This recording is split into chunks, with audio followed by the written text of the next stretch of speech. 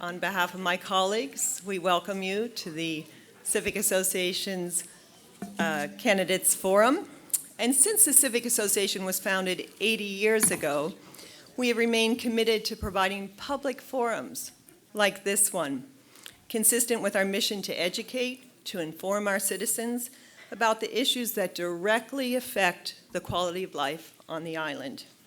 Community engagement, empowering our members to play a meaningful role in the preservation of Palm Beach continues to be the bedrock of all that we do. Our 15 standing and operating committees provide important research and expertise on subjects that are deeply relevant to the well-being of our town and its citizens: healthcare, public safety, water, the environment, the Port of Palm Beach.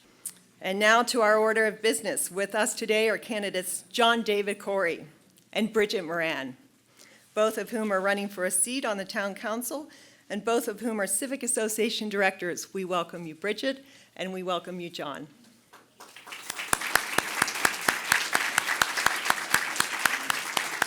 Our moderator today is Michael Williams. Michael is the anchor and reporter with WPTV News Channel 5.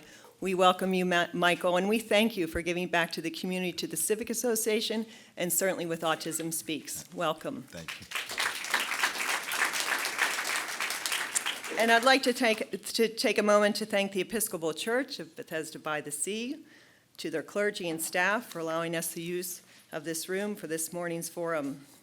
And now, please welcome the Civic Association's Chairman and Chief Executive Officer, Michael Pusillo. Thank you, Mary. Thank you. Welcome, everyone, to the 2024 Candidates Forum. Today, we're going to learn more about the two candidates running for Group 3. Our moderator today is Michael Williams from Channel 5 WPTV.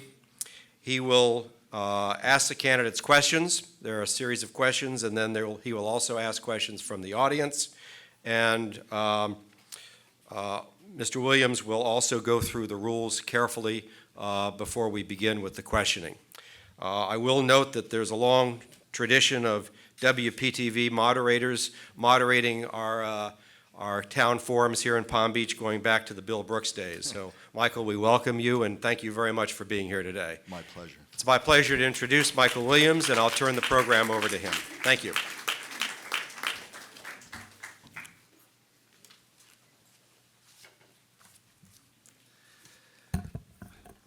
Thank you so much, sir, and thank you to all of you here today. I commented to a few people, our founding fathers somewhere, sitting and smiling, because it's exactly this kind of grassroots forum that they intended for our country and for my money. And it's the only editorial comment I will make.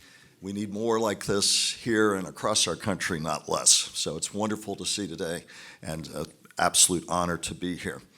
I will kindly remind you, but not that I need to here, refrain from applause, no reaction whatsoever. Your undivided attention and the decorum that I know is part and parcel of why you all come here will be the orders of the day. Each candidate will have 3 minutes to deliver an opening statement, and we will hold up the 30-second cue card that will be very easy for them to see. They'll have up to 3 minutes. They may use all of it or any portion of it. After that, I will begin to ask questions, and we'll go back and forth. They will each be answering the same questions, so you'll be able to compare and contrast. Each candidate will have up to 2.5 minutes to answer that same question. Again, we shall go back and forth with those questions. A very important note, the Civic Association, understanding the concerns of the community, put together the broadest set of questions to cover the broadest array of concerns in the community based on the input they received. The questions have never been seen by the candidates. They were held in strictest confidence. I did not even see the specific question list until this morning. I also, with my journalist hat, do reserve the right of my own to follow up as I may see fit. But by and large, they've worked very hard, the Civic Association, to ask the questions that are on your mind. The audience questions, we're beginning to receive them. You will again, as we get to those, 2.5 minutes each to answer the same question. And toward the end of the forum, really at the very end, After all the questions from the Civic Association or me or audience questions, both of our candidates will have an opportunity to ask one question of their opponent with 2.5 minutes to answer, and at the very end of this, 3 minutes for closing statements. So let's give the one time for applause before we get to the end, a warm round of applause for our candidates as they come to the stage.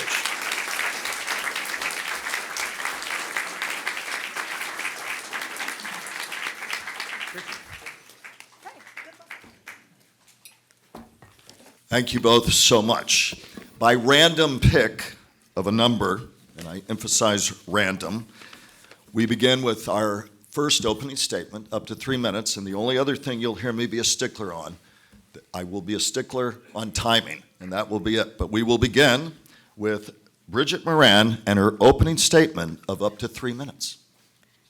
Thank you. And thank you to the Civic Association for organizing this forum this morning. Thank you to everybody who's come here, as he said. I'm Bridget Moran, and I'm running for town council here in Palm Beach. I'm running for town council because I love where we live. Timmy and I, my husband, have been really fortunate to be able to have raised our 2 children here, where they've benefited from our small town community, our great architecture. We live a slow life here, and I was really fortunate I feel like I had them a little longer.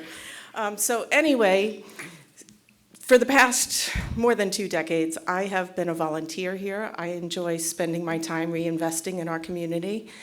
I'm a member of St. Edward Guild, and I've enjoyed volunteering as their president. I have been a volunteer for the Police and Fire Foundation since its inception about 18 years ago. Currently, I'm a director of Safeguard Palm Beach. It used to be Crime Watch. There, I like to spread the word about crime prevention, public safety, hurricane preparedness, things like that. I've volunteered for Town of Palm Beach United Way here in town, where I've been a director, an executive committee member, and I've chaired their allocations commission. I've enjoyed applying my organizational, analytical, and leadership skills to ensure that your donor dollars are spent in the most fiscally responsible way and making the most impact. I'm a member of the Preservation Foundation, and as they mentioned, the director here at the Civic Association. I currently serve on Landmarks Preservation Commission. There, I'm a strong voice for our community, where I work to save our architectural treasures, to ensure that they're enjoyed by us and for generations to come.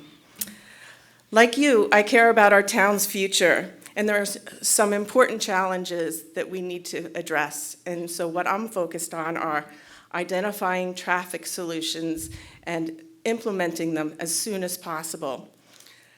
Opposing any development that threatens our town's character. Prioritizing public safety. Identifying safe and reliable drinking water, as our contract with West Palm Beach is due to expire soon in '29. Maintaining our beaches with a holistic approach as a community, and ensuring physically sound management of our dollars so that our tax rates stay low. You can trust my experience and good judgment make me the best candidate for town council here in Palm Beach, and I look forward to your questions. And you must have a clock in your head, because we were right at 3 minutes, so I commend you. I am impressed with the clock keeping. And now, 3 minutes for Mr. Corey. Thank you to the Palm Beach Civic Association for hosting the candidate forum, as well as my fellow residents on not a great day. This is a Palm Beach day that most people stay home. My mother Marsha's in the audience, and my husband Miguel. Some of my earliest memories of Palm Beach are from the Intercoastal Waterway, as my family would travel south on our boat on our way to exotic places like Ocean Reef for school vacation week. My father would look out to the east and marvel, "John, do you see those twin towers? That's the world-famous Breakers Hotel." I would point through the isinglass and say, "That one?" Slightly confused, he would say, "No, the one on the ocean." The Biltmore always would confuse us. Then he motioned towards a cluster of yachts. Those are the Australian docks. Your grandfather would take his Chris Craft in there when I was little. I marveled at the impressive boats and thought of the lifestyle that they represented.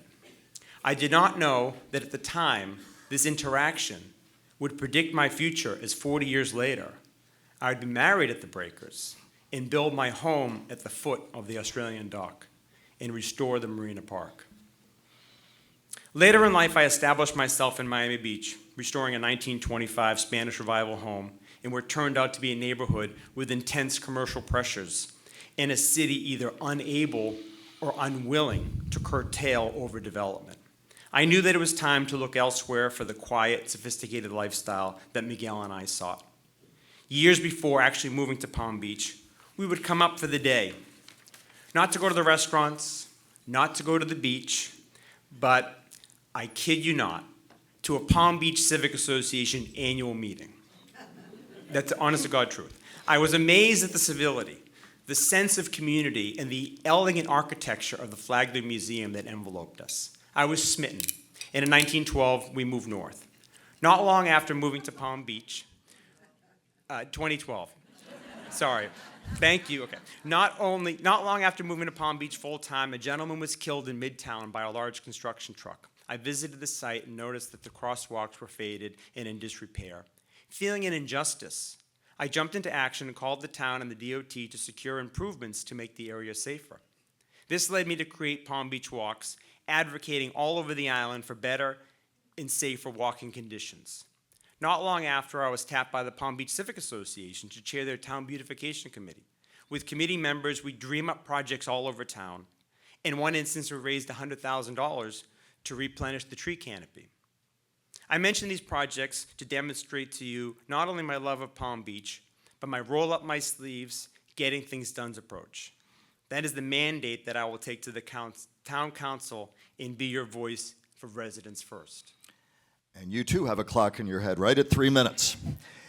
And we'll hold this up because I know as you're speaking, I think we'll hold it up sort of in the middle so you can't miss it. First question. And by agreement, sir, Mr. Corey, you will have the chance to answer the first question. The town's considering two options for its future water supply after its contract with West Palm Beach expires in 2029. The options are staying with West Palm Beach or buying its water from Lake Worth Beach. What do you see, sir, as the pros and cons of each option? Do you currently favor one option over the other? You have 2.5 minutes, sir. Thank you very much. Well, certainly the water supply question came into the forefront was I think 2 summers ago when the cytotoxins hit the water in Palm Beach. The city of West Palm Beach did not announce that the water was contaminated, and that was sent an outrage through this whole region, and that really brought it to the forefront.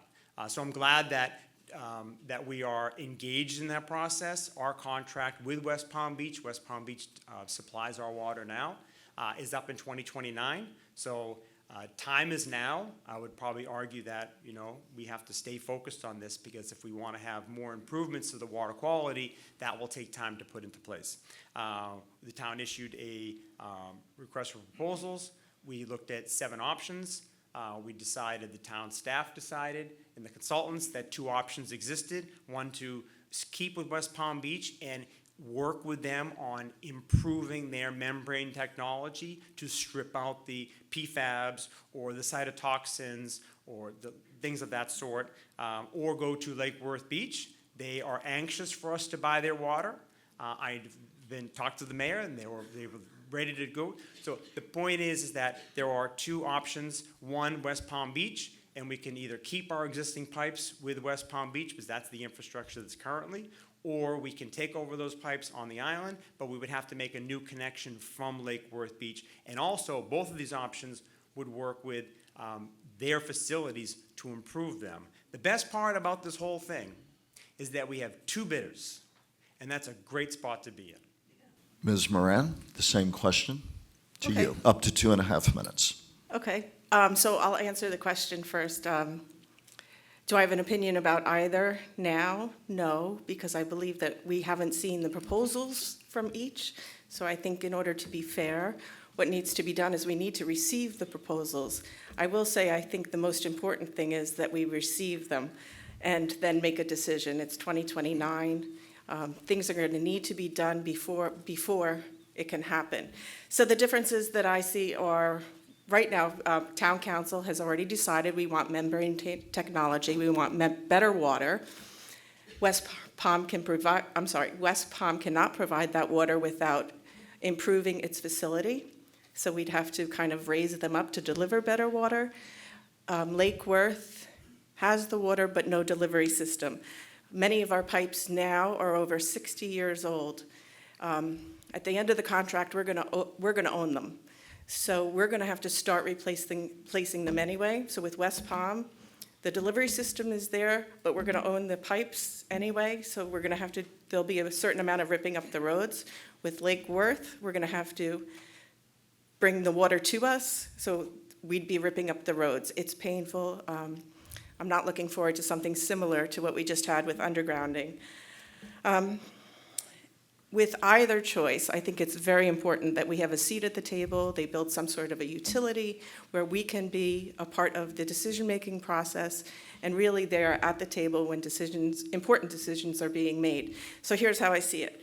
What we want is good quality, reliable source, and the quantity of water. Can they do all of that for us? Then we want to weigh that with the impacts to our quality of life. Once we have all of that, I'd like to make a decision when we have the associated costs with each plan. So that's kind of how I would approach it, and I think it's important that we do it sooner rather than later. Very briefly, moderator discretion. Are you willing to tell residents here and say that you will pick the choice that you think's best, even if it means substantially more in terms of their water rates or taxes needed to help pay for that? I'm not sure I Are you understand. willing to tell people in your constituents that they may have to be willing to bear much higher water rates in order to get the quality that they want, taxes as well? You willing to say yes? I think with either, it's going to be a big investment from the town of Palm Beach. We're either going to have to bring the pipes in, and yeah, either way, it's going to cost something, and I think it has the potential to be very, very expensive. Same question to you, sir. You're willing to say that if it costs more and means more for water rates and taxes, you're not going to stint on the quality that you want, even if that means going to all your constituents here, saying it's a substantial, perhaps, tax increase? Well, I mean, we're going to have two bidders, and we are going to make the best decision. But I would argue that we have two companies, two cities looking to do it. I don't think Palm Beach wants to shortchange based on a few extra taxes. I mean, I would go for it if it means the best water quality. To our next question, and Ms. Moran, you will have the first opportunity, up to 2.5 minutes. With all the development going on in West Palm Beach and numerous commercial projects before the town right now, what's your vision for managing growth on the island? How do you keep Palm Beach, Palm Beach? Well, I think that we have wonderful advisory committees that know Palm Beach. And their advice goes to town council, of course, but the most important thing is the comprehensive plan that we have. It is like our Bible. It outlines everything that we want Palm Beach to be moving forward. Under Gail Coniglio's steering on P&Z, they're revising that for some things that need to fit a little better in order to have it coordinating with the ordinances. So I think if we just pay attention to the rules and know where we want to be and have good leaders making good decisions, that might be the best way to make sure Palm Beach is Palm Beach. Sir, the same question. What's your vision as we look at commercial projects before the town now? Your vision for managing growth on island, your vision on keeping Palm Beach, Palm Beach. You have up to 2.5 minutes, sir. Thank you for the question. Well, this room is no stranger to my advocacy work at Town Hall. I think I've seen probably almost everybody there. I got to town in 2012, and it was not long after that I started advocating for the residents, whether it was a bicycle rack at Town Hall, whether it was crosswalks, ramps, lake trail, overdevelopment, from the Planning Commission to zoning and licensing to landmarks or ALCOM, certainly the town council. I have been a steadfast advocate for the residents. And my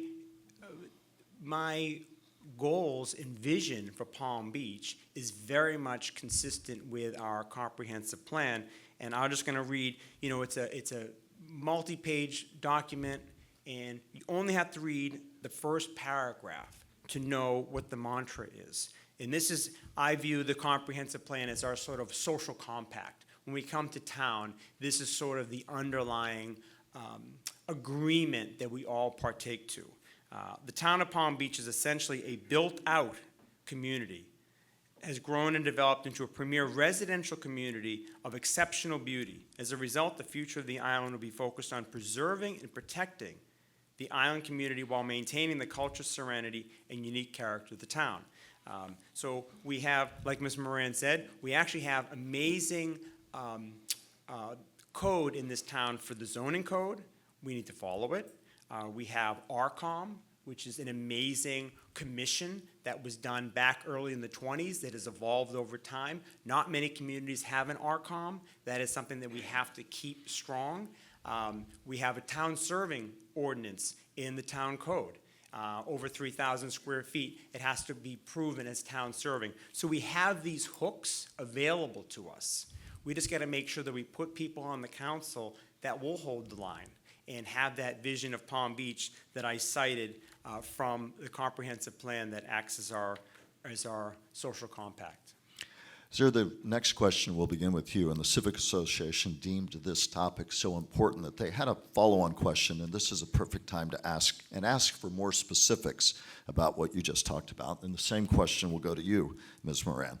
The town is currently revising its comprehensive plan and zoning code. You talked in brief about the overarching ideals. Talk more about the overarching ideals that you feel must be included. Carry on with your thinking there with more degree of specificity, and then the same question to you. Well, I think actually the comprehensive plan is a state document that requires the town to have that. Every 7 years it has to be revised. The town staff went and started to revise the comprehensive plan based on, 7 years have gone by. The residents were actually not excited about the direction that this was going in because they actually felt in general, I go to all these planning meetings, that the comprehensive plan was actually working quite well and the document was actually pretty clear about what the town residents feel is their vision for the town. So it was started over a little bit, and mainly when we reissue the comprehensive plan back to the state for approval, it will look pretty similar to what it looks like now. And again, it talks about town serving, it talks about commercial development not being overdeveloped, talks about a residential community. So these are, for me, the hooks that we can use in town government to push back on projects that may be out of scale or push back on projects that are going to be intensified when it is explicitly mentioned in the comprehensive plan. I don't have more specifics than that. I think that the comprehensive plan, I would just say, is that it is the underlying document. It's not the code. It's not the law per se. It's a vision that we have for the town. So I think all of us should read it and work to make it a reality. And now, Ms. Moran, again, the town revising the comprehensive plan. Your thought on the overarching ideals that you feel must be included. Up to 2.5 minutes. Well, I feel that it's a nice opportunity, right, when you can go back and rewrite the playbook. So I think it's important that we take where we are today as a town and look forward to the future. So I know that our advisory committee is doing that now. I think that they might consider, and they are, taking things like planned unit development out. It doesn't really belong here, and now we know it. We are completely built out. We can have a few more tools in our toolbox, if you will. And I think that we need to learn from our mistakes. I would really hate to see them keep a PUD in the comprehensive plan. If anybody remembers from years ago, it really divided the community. And I'd like to be more united, like bring everybody together. We're a small town, so I think anything we can do to keep that in mind when the planning and zoning is reviewing it and making their recommendations to town council, I think that would be a good thing. As far as small towns, I think if we really stick to small shops, I see our town we're losing the mom and pop. So anything that we can do with that in mind to try and keep our small town feel, I think that belongs in the comprehensive plan. That would be a good idea to invest or investigate in that.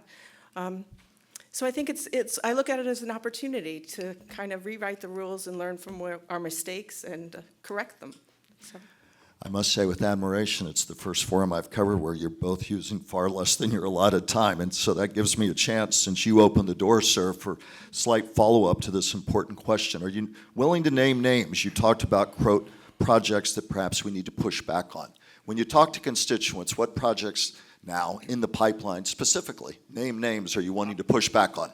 I'll name names. I'm not shy naming names. I think nobody in this room would say that. The first one, the Paramount. I think that project is absolutely, completely beyond the pale in my book. We have to remember as a community, when folks buy these properties, the Paramount in the parking lot is all there. That project, as inherently, there are no development rights. So if you study the zoning code and you went through everything, you looked for the hooks and you tried to make it, where can we add value or things of that sort. The zoning code actually doesn't allow anything. It's interesting. So everything that is created there is a variance, is an addition to the zoning code.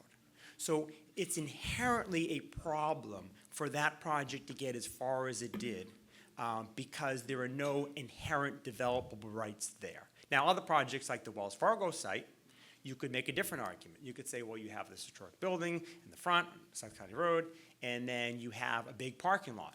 Are there development rights there? There are development rights. So that's a different type of project. Most people in the community think of them as similar, but they're not similar. And I think that the ones that should be shut down should be shut down.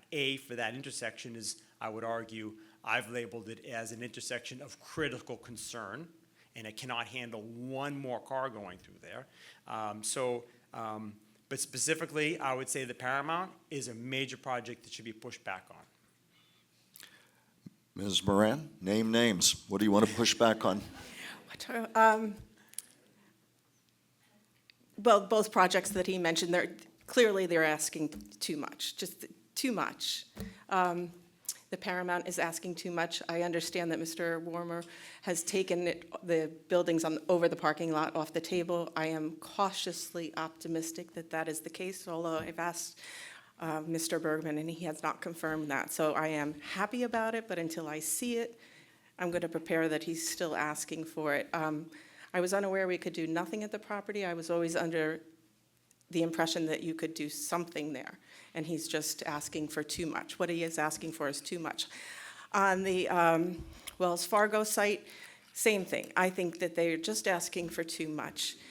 When they asked for the thing on Royal Ponciana Way, Testas, they were told if they couldn't get the planned urban development, nothing would ever happen. Well, something did happen, and it happened within the rules that are outlined in our comprehensive plan in our code. So I think, everybody's just asking for too much.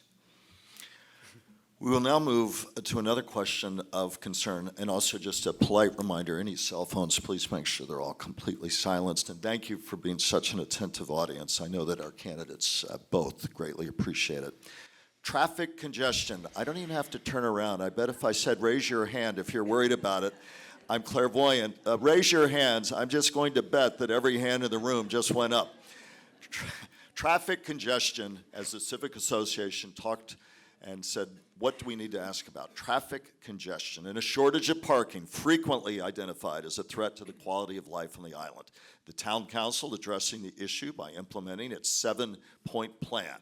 How would you further propose alleviating traffic woes? And we'll begin with up to 2.5 minutes for you, Ms. Moran.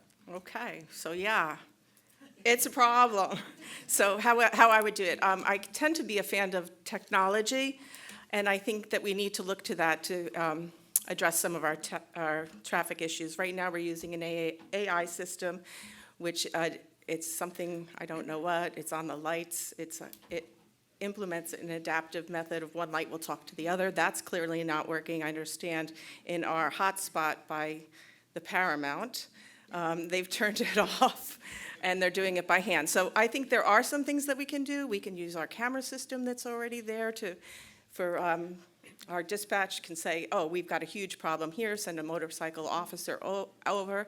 I think that the thing here is it's going to be much like our sand. We're going to need to manage it moving forward. We are going to need to do everything we can to make ourselves look less attractive to the people that are coming over. Whether that means raise the parking rates, I have no problem with that. I know it's funny, right? But it's really not when you have to live through it. I don't think that there's a great cure. I think it's going to be a series of little things that we do to implement and make adjustments, be reactive, be proactive. It might be a good idea if we can learn to work the traffic lights remotely rather than having to send somebody. I mean, we can do things like sit in a room and manage traffic. If we could figure that out and make that work, I think we just need to throw everything at it and do as much research. There has to be something out there that we don't know about. I think we need to do better. Sir? Mr. Corey, again, traffic congestion. You smiled. I know every hand in the room went up. Town Council 7-point plan. I presume everybody has great familiarity with that. How would you further propose specifically alleviating traffic woes? Well, I never have to worry about it because I take my bike around Midtown.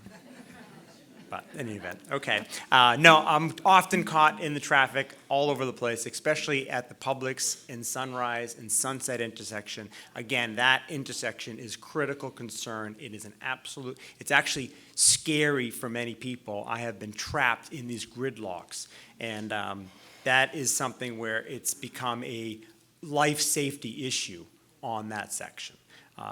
I would argue that as town council member, I would support the police to, like when Trump was president, we saw more active motorcycle and police officers controlling the lights, especially at Coconut Row and going over the Middle Bridge because you couldn't go south. And I think that type of active, visible help from the police department with encouragement from the town council will go a long way. Even if you're stuck in traffic, let's say, and you're trying to get the trades out at 4 o'clock or whatever it might be, and they're coming down North County Road. If you see or know that there's a police officer that's helping control the situation, it gives you a sense of calm. And I think that is what the residents want. Even if it takes 2 or 3 cycles to get to the light, we have a busy season. I can talk about the reasons for the traffic, but that's kind of another whole discussion. But I think having uniformed police officers at, actually, I would argue there's probably 4 intersections that are the most critical in this town. One Point Sienna Way in North County Road. You have the 2 intersections by Green's Pharmacy, and then Bradley Place when they're trying to come down North Lake Way. That is the critical spot, and it's because the north end doesn't have any other bridges up there. But I would think that that is an immediate stopgap measure, especially during the season, especially in the afternoon. I would say 3:30 to 5:15 would probably put many minds at ease. Certainly we could talk about parking rates. We can't give away free parking. I mean, I could go on, but I'm getting the flag. But I have lots of ideas, and I'm ready to serve. Well, since you're both being generous with your time, and we're actually ahead of schedule, let's continue on this for just a moment, because traffic congestion, of course, on and off the island, something people talk about every day. I get an earful every day about it. First of all, I do have to ask, do you agree with your opponent that let's make it less attractive to people coming over? Number one, I'm quoting you directly. And be a visionary for a moment. You've talked about alleviating what's happening now, but do you think there's, with your constituency here, the appetite for trams, for more cycling-specific, pedestrian-friendly corridors? you're being elected, if you are, partly for that visionary aspect. So be a bit more visionary. But first, answer the question, because some people will look askance at making it less attractive to people coming here. So do you agree or disagree with that? And what can you do that's fresh and new to make a difference that you think your constituents would appreciate? Up to 2.5 minutes. Well, I wouldn't use the word less attractive. I mean, beauty is an amazing thing that we all are attracted to. I mean, whether it's physical beauty or, personality or whatever it might be. So certainly dumbing us down somehow is not the solution. Certainly having more commercial intensification that incentivizes people to come to the island is a problem. And that has been going on. It's probably, I wouldn't say it's unabated, but certainly far too aggressively. And then I think that in general, there was slack in the system, and then COVID came, and the slack was filled up. And then those pressures, all the restaurants filled up. And then the enormous pressures came. At a time when things were sleepy, not every restaurant was full 5 turns a day. And now we're getting those pressures, and we're getting thousands and thousands and thousands of visitors all the time for these attractions.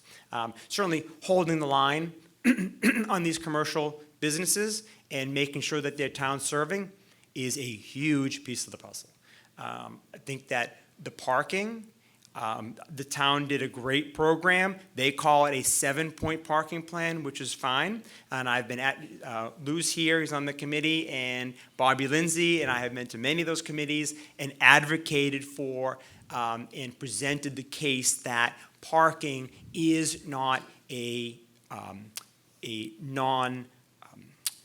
it cannot be free. You cannot give it away for free, because that in alone is a lure. I know people in my neighborhood that come to use parking in my neighborhood, and they're going fishing. And why don't they park in West Palm Beach? They're coming in that direction, but the parking it charges them over there. It's free on this side. So I don't think we should make the town less attractive, because that's definitely not my thing. But certainly cutting down on the lures, whether it's free parking or more restaurants or even more attractions, even Phipps Ocean Park we could talk about. Are there more attractions that we're building into the system that we really need to think careful about? And it's that long-term vision. How does it look like in 10 years? Thank you very much, sir, for your time on that. Ms. Moran, to your statement, mainlanders will look askance at that, making it less attractive to people coming over. Please follow up on that. And please follow up, do you have a visionary approach that looks beyond what we do today about trying to curb or enforce parking, all solutions? But same question to you, first to your statement, and second, whether that's something that envisions different ways that people get around who live on the island, whether corridors, more cycling-friendly corridors, if there's an appetite for that. Speak first to what you said, second to your visionary approach as you might identify it. Okay.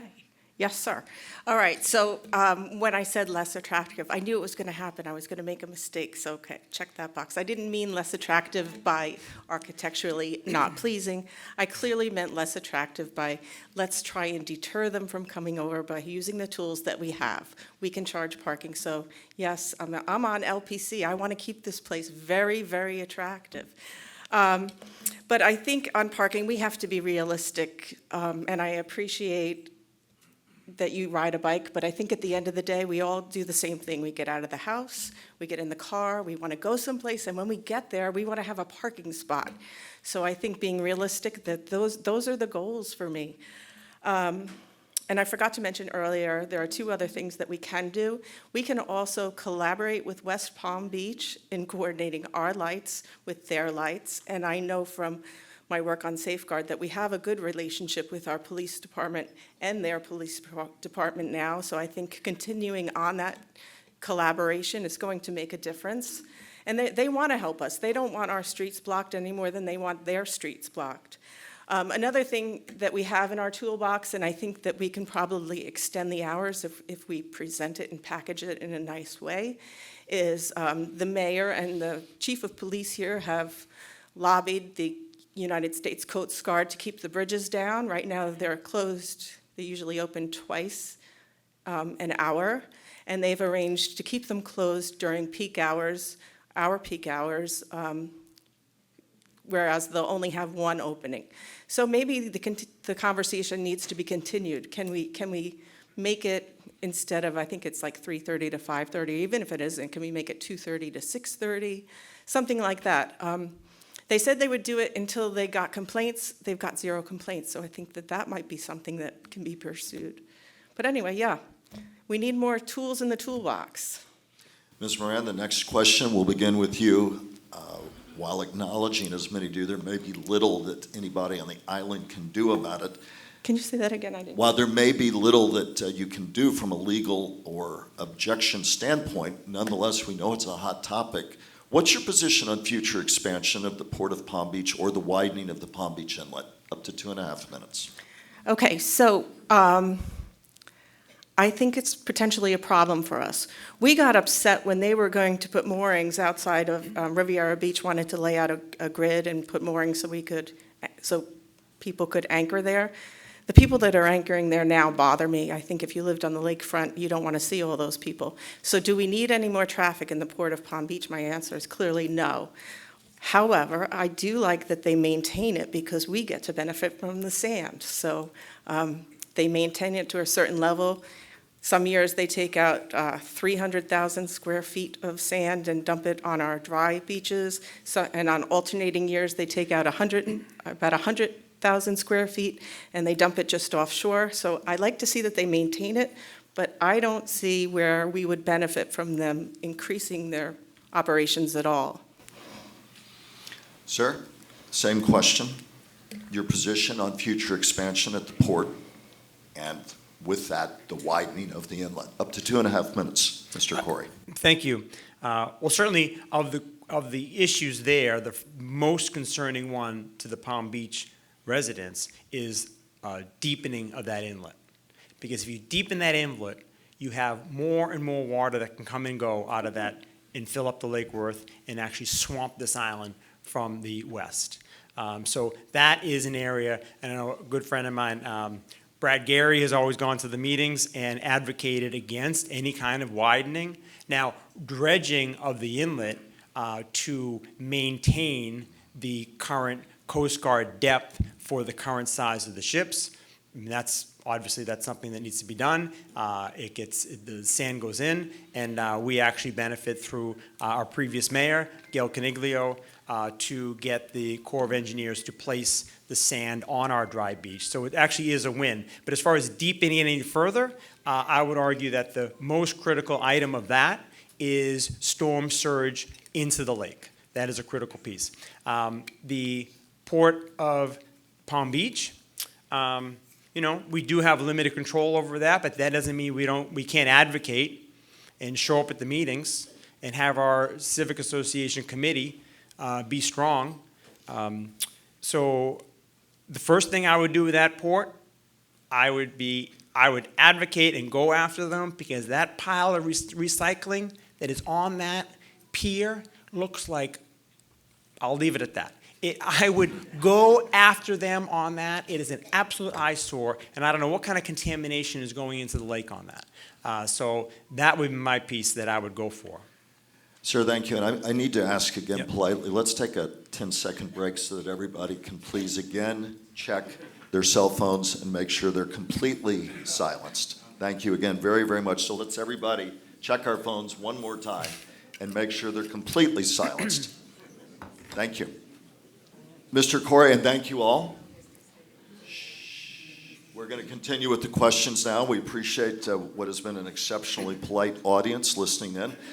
So many people in the Civic Association framed this question. Change is inevitable, and Palm Beach is no exception. Fundamentally, is the town changing for better or worse, and why? And as an extension of that, what at a gut level and emotional level do you hear most often? Well, I've conducted meet and greets all over this town, and I'm very fortunate to speak to hundreds and hundreds of voters. They're scared, I'll be honest with you. This room is a small cross-section of the folks that are going to go to the polls. And it is, I can't say it enough. It is almost unanimous. They are nervous about overdevelopment. I mean, it is absolutely everywhere. They won't talk about the budget. I mean, the South End, they got their sand issues and they're going to go for it, but it is overdevelopment all over the place. So I think that is something that is going to have to be first and foremost. I lost my train of thought. Can you repeat the question again really quick? Of course. See, that's your And I'll moment. Of course, I have change mine, is, you have yours. Yeah. change is inevitable. Palm Okay, Beach, good. no Change. exception. Got it. Okay, so I get into my modes here. Change is inevitable, but it doesn't mean that we don't work hard to preserve what we have. I mean, people come here because of Bethesda by the Sea. I mean, look at this place. I took my mother to the gardens this morning. I mean, it's an absolute gem. The Paramount Building could be an absolute gem. Does progress mean that it has to be enlarged or expanded or glass houses on the roof or whatever it is? That doesn't mean that it has to be. I mean, look at the most beautiful areas in the country. You take Nantucket, you take Beacon Hill in Boston, and those are beautifully preserved. Is that progress? Could progress be defined in a way where it resists the pressures of the day? In the lifestyle becomes the progress. Is the lifestyle being preserved? And could that be defined for progress? So, progress means many things. And change is inevitable, but I think that strong leadership can really keep this island very special. Ms. Moran, change, inevitable. Palm Beach, the Civic Association hears it time and again, no exception. Is the town changing for better or worse, and why? I love this question. So is change inevitable? I've been here 25 years. The change has been incredible. It's evident everywhere you go. When we got here, I could literally walk out my door, not see another soul, walk all the way up to Annie's Dock, still not see another soul, and I live on Dunbar. So it's inevitable. I think it's how we manage it. We need change. We need progress to move forward as a community and become sustainable and to stay sustainable. I think it's important how we manage it in keeping with the comp plan and what our vision is of Palm Beach. Change is important. Is it better or worse, or why? I think I have not really too much of an opinion. I think so long as it's good change, we're good with it. If it's change that's going to help manage our traffic, yay. So I think it's important to note what kind of change. I think if you're looking to build something that's going to be huge and create more traffic and just be out of balance with what's already here, then I think change is pretty bad. But if you keep in mind the Palm Beach, what it means to be in Palm Beach, we're special. If we can keep things special here, I think change is okay. I want to begin with audience questions now. In some ways, they'll mirror the questions the Civic Association itself put together, not surprising, since they too were polling your would-be constituents, if either of you, whichever of you would achieve elective office. So we'll begin there. Again, 2.5 minutes, and we will begin with you. This question: in recent years, we've seen significant tidal flooding on Lake Trail. What steps should the town take to safeguard its shore, western shore, from sea level rise? We'll begin with you, Ms. Moran. Okay, so this is like the kind of change that's going to be good change. I think what we need to do is when we get flooded from the lakeside. I don't know if everybody knows that. So I talked with our manager, what are we doing? We're installing now 3 gauges in the intercoastal to measure the tidal rise. So we're doing something there. What's important is what we do with that information. I think we need to build a plan to have a cohesive, knowing that we're one town, right? Much like when they did the marina. They made the marina bulkhead. I call it bulkhead. It's that piece of cement, a seawall. Thank you. So it's a seawall. They made it so would withstand being increased. So I think what we need to do is set parameters as people renovate their backyards and invest in their homes, and they're going to replace those seawalls. We need to make sure that they do it to a standard that will withhold like a 100-year storm or something like that. We need to be forward-thinking. And we need to set boundaries, like parameters of what checks that off, so it's easy to refer to and people know what the rules are. Thank you. Mr. Corey, the same question.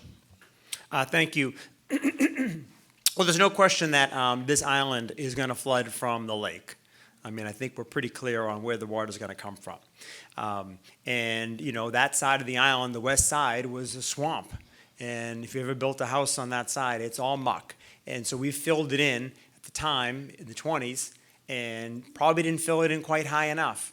Now we are here 100 years later, and sea level rise, and we're gonna have to confront that. The town actually does a fairly good job. They did the Marina Park recently, and they redid the seawall, and they brought it up to, I think, you know, at least a 30-year time horizon, and that was very beneficial. But there are a lot of properties that are privately owned, certainly, on the island, on the lake side. I've been on ARCOM for 7 years, and I have seen huge projects be built on the lake, and I marveled the fact that they were not rebuilding the seawall. And you wonder, why not? Is it too expensive? Is the project going to be sold to someone else and they don't want to deal with it?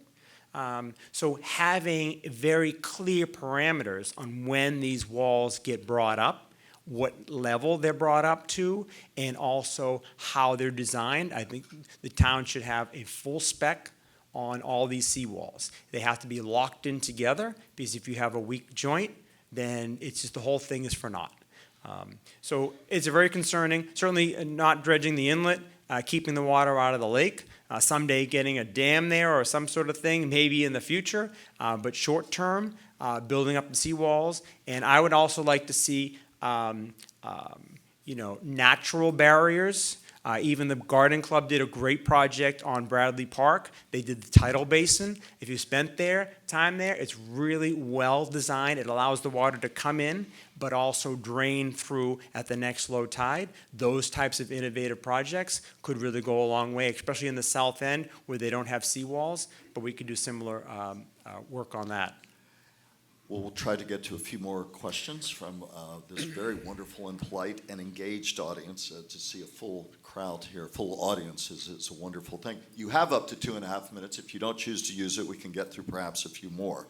Since both of you have talked about it at some length, for both candidates, of course, we'll start with you, sir. What is your position on the proposed 475-member private club in the Paramount project? Some of this is redundant, I know, but this is, people want to know. Okay, so you can do it in brief. No, I don't need to do it in brief, because actually it's a good question. The question is, let's assume that we're going to make some assumptions in the question. Mm-hmm. The assumptions is that there's no additional development. So now we're talking about land use.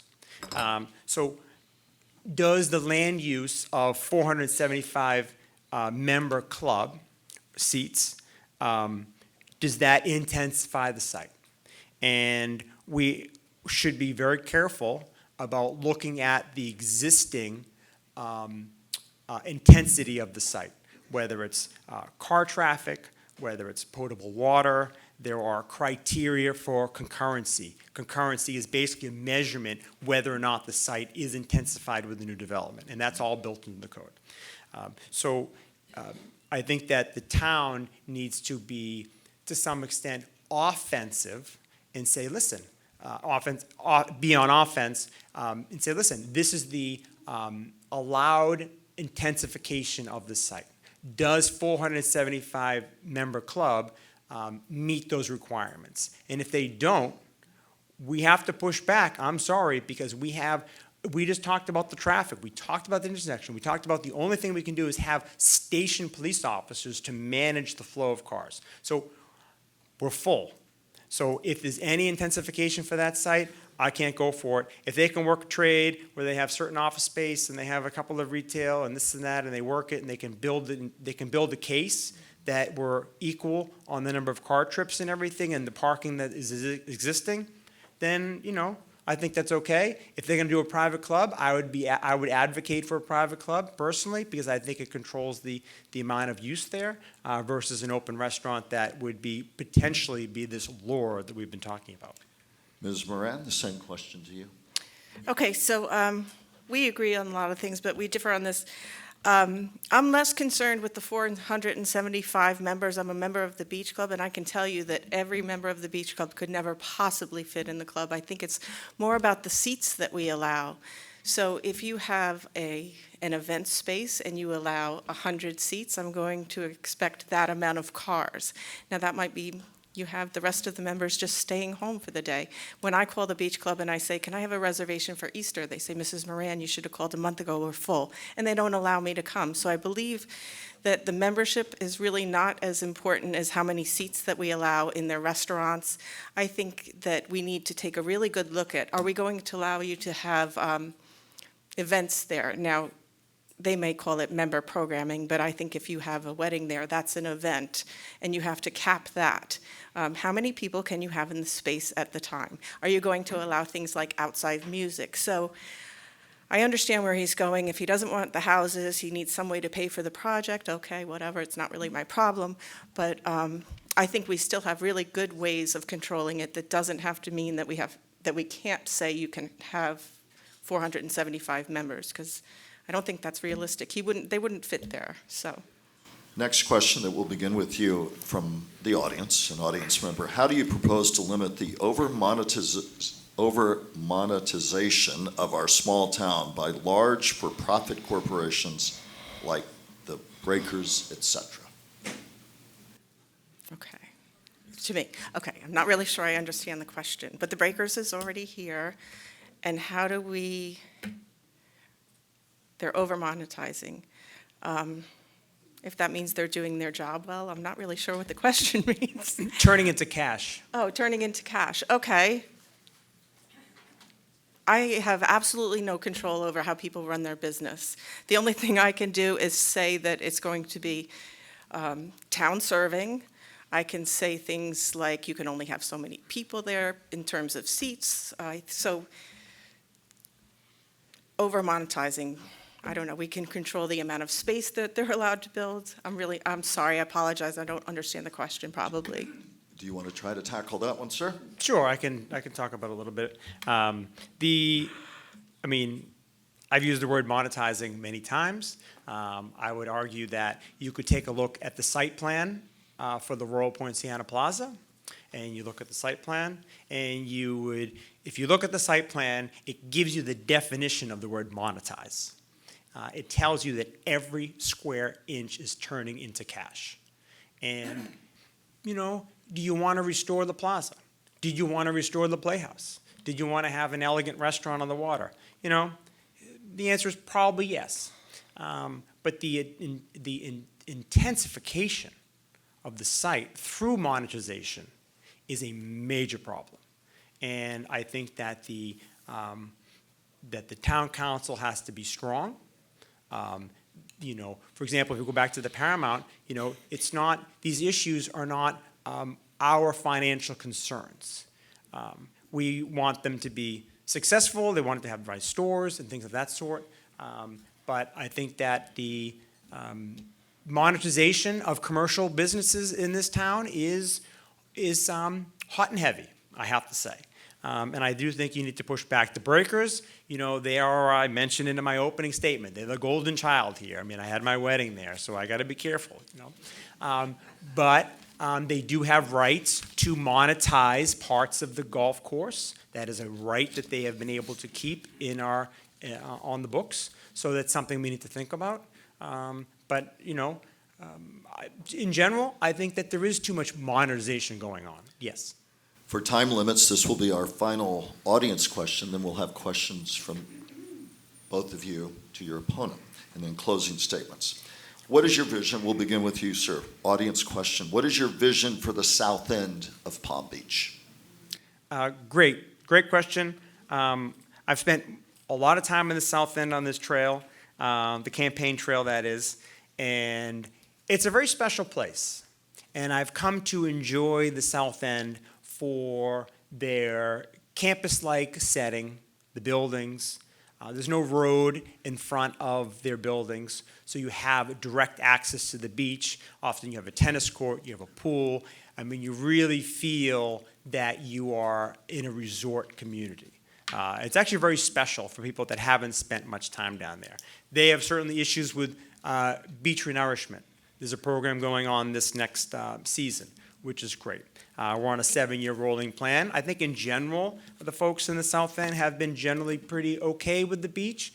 I know there's hot spots and such, but I think for me, the biggest issue for the South End, well, we can talk about the Ambassador Hotel. I mean, I can go on for a long time here, but that whole project of trying to overload a site based on a text amendment, finally they withdrew it. That thing should have been, just forget that thing from the beginning. Well, let's show what a project you can build using the existing code, which enables development in this campus-like setting, not this over-intensification or monetization of every square inch of these places. Things that I would love to work on the South End for these folks is A1A widening. I think that we have a real opportunity to claw back or hook back certain mitigation items for A1A. Tree plantings or enhancing the corridor for folks, making it safer, really putting in crosswalks at the park or the par 3 and things of that sort. I mean, hear that all the time. They don't feel like it's part of their community, and they have a beautiful trail that they can walk on. It's on the other side of the road for many of these folks, so they have to, you see them, they have to run across the street. I mean, I would go for them. Ms. Moran, same question. I worry a little bit about the South End because I know that the residents are worried. They have to do their building inspections. They have to increase their capital. I think as the Ambassador comes down and it's rebuilt, I think that we have to keep in mind, first and foremost, that we do it in a Palm Beach way, that it's elegant, that it supports the community, it enhances the community, and most of all, that the residents come to a consensus of what they want to see there. I think that we have good rules in place. I don't think that they need to rewrite the code for us, so I think that Town Council did a good job of saying thank you, but no. Let's see. I'm excited about Phipps Park. I think it's going to be beautiful. I think that we're going to need to do some things there as far as maybe increasing the amount of zones we have down there for safety in terms of the police department. We should probably add an additional zone. Let's see, on the road, I'd like to see them not widen it, but I believe largely they will widen it. It's attached to the financing of it. If anybody doesn't know, I believe instead of a 6-foot bike path now, they're proposing, or they've decided upon 2 feet on each side, so I think that's an improvement. I'd like to see the beaches maintained. I don't know if that's really a South Palm Beach or a South End issue. I think that we're all one Palm Beach here, so that's more of a town-wide issue. I hope I've answered the question. We're beginning to come to the close. I'll break the rules just once. I literally want 15 seconds because then it'll launch into your questions to each other. But when you're just talking to people on the street, you're running against each other. And when they say, listen, I've got 15 seconds for you to tell me why you versus him, what do you tell them?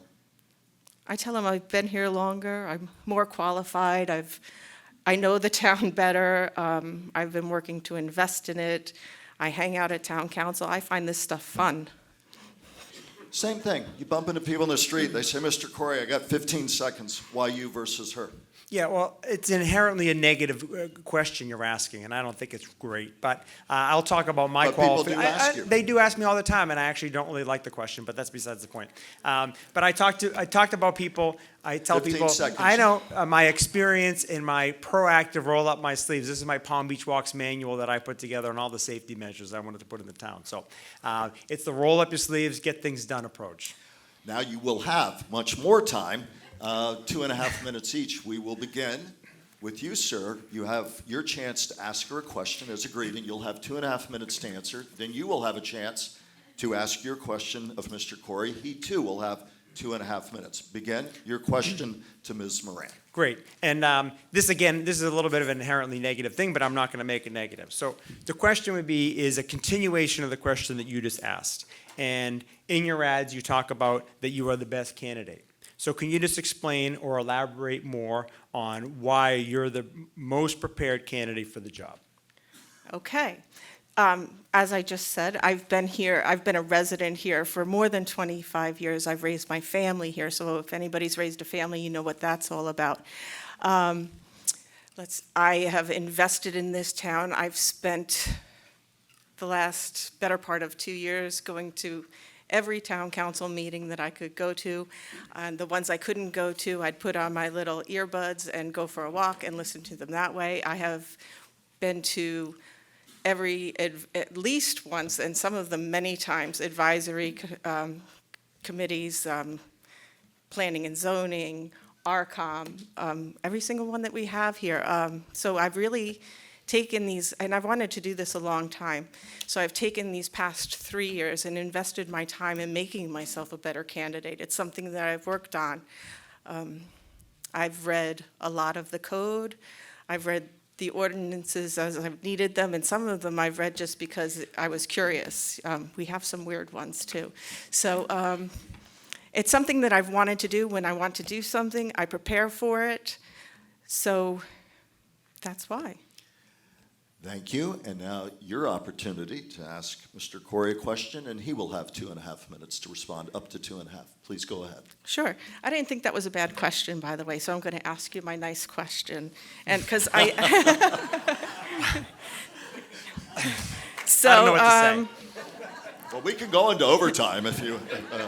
But I'll go keep ahead. going. I'll keep going. all right, so I'm on Landmark, so I definitely want the answer for this because I've spent some time researching it.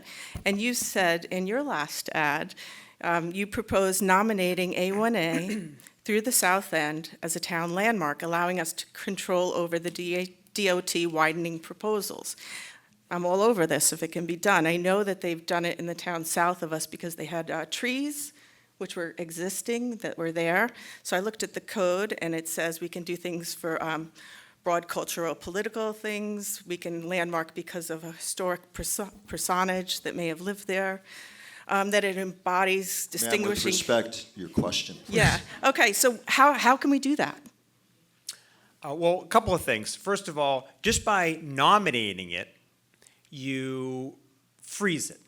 So in other words, if you nominate a landmark structure in Palm Beach, a house or whatever else, it's actually, basically, it's a demolition delay. So what it does is it actually puts the power back into the town. So even if it didn't go through the criteria, you're probably going to buy 6 months or a year out of this thing. But that being said, I do think that you could nominate it. And I think it actually, you read some of the criteria, which is fine. I think actually it would fit into many of the criteria. One, for example, the mere location of the road is a result of a hurricane in 1947. So is there a broad cultural change that happened which the road personifies? And I would say it does, because now all of a sudden you have huge condos on the water.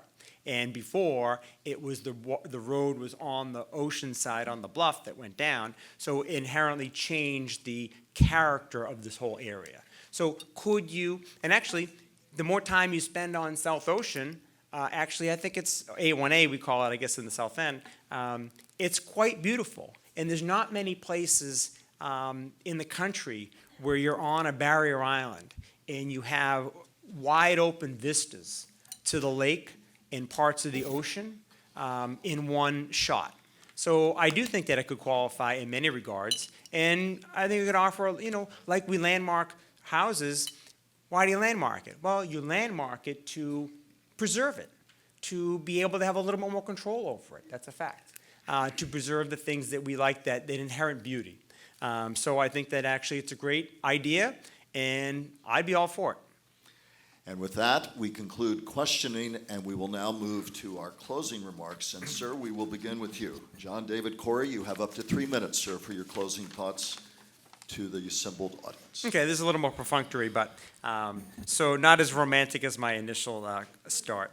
Um, so thank you for coming today to learn about my background and a shared vision for Palm Beach as we navigate these uncharted waters.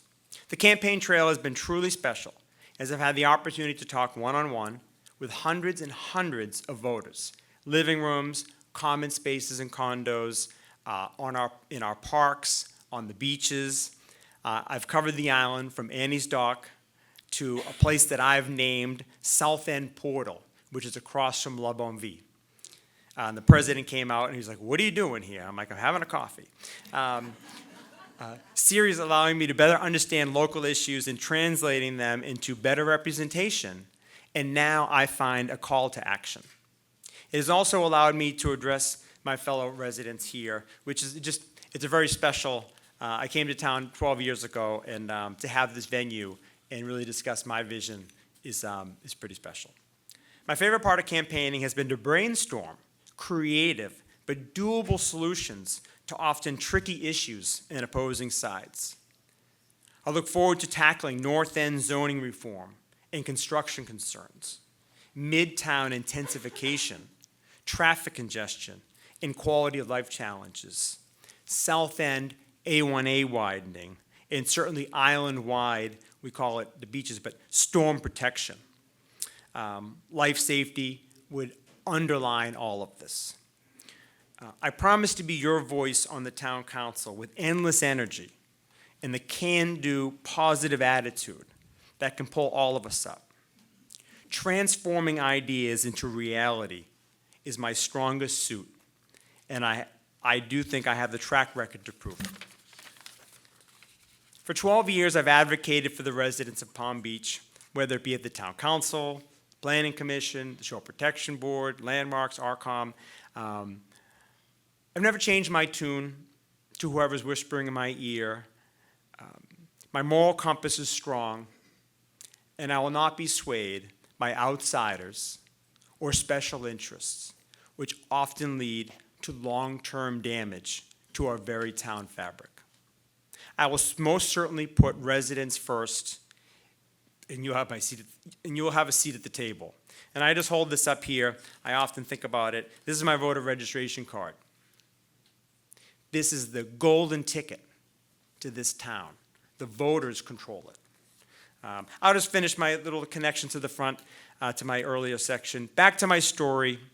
I know that my father would be very proud that I have not only been successful in business, but also in life's pursuits, finding my calling to serve you in Palm Beach, and then making it a reality with your votes.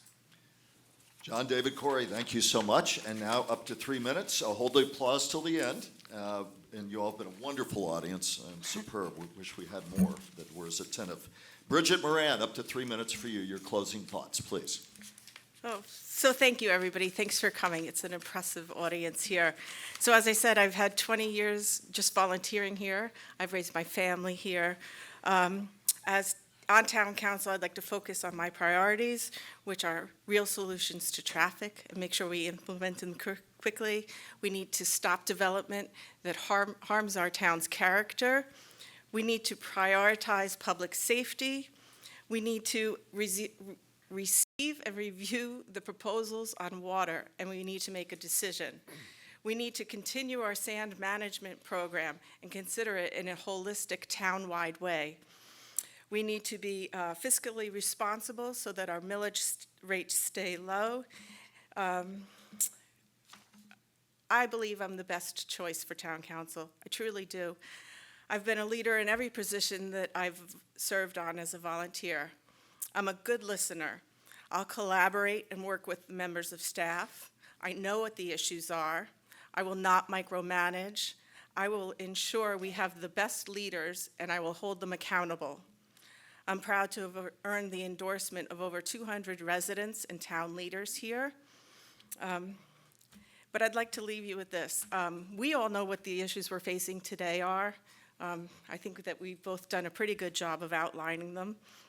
But it's my hope that when you leave, you have a feeling inside you that you can trust my good judgment, and that challenges that we're not yet aware of, I will make sound decisions for you for. I will listen, and I'll do the absolute best I can. It'd be my honor to serve you, so I'm asking for your vote on March 19th, and I think I probably have a little more time.